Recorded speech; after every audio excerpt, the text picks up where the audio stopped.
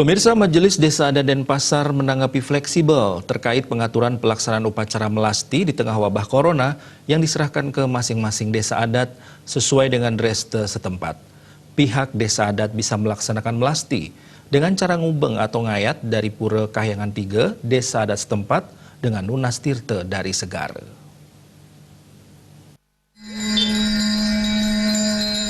Menyangkut keyakinan umat Hindu sebagai kerama desa adat, Majelis Desa Adat Denpasar dengan berbagai pertimbangan mengeluarkan surat edaran yang mengatur pelaksanaan upacara melasti diserahkan ke masing-masing desa adat di wilayah Denpasar sesuai reste setempat. Upacara melasti tetap dilaksanakan 23 Maret dan 24 Maret 2020 sesuai ketentuan sastra agama Hindu.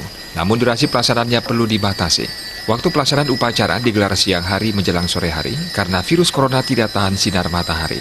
Bahkan desa adat diizinkan tidak menggelar melasti dan diganti melasti secara ngubeng atau ngayat dari pura setempat dengan cara Nunas Tirte ke Segara. Ya, koordinasinya ini kita sudah berkali-kali melakukan rapat ini.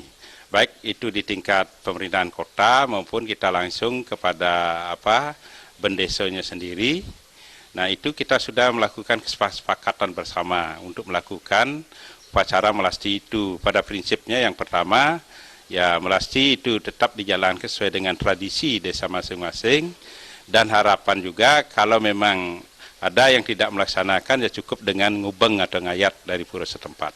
Karena mengingat daripada dampak daripada virus corona ini ya bisa dilakukan juga dengan cara ngubeng tadi atau ngayat. Ya jadi hanya Nunas Tirte saja ke Segara.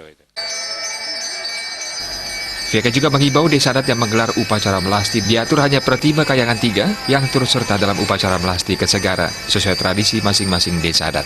Saat pengusungan Pertima dengan jempana atau joli, jumlah pengusungnya dibatasi. Di satu sisi upacara melasti tetap dilaksanakan, namun di sisi lain sistem pencegahan dini diperlukan mengingat virus corona mudah menular. Umat yang kurang sehat diharapkan tidak mengikuti upacara melasti untuk menghindari potensi penyebaran virus corona.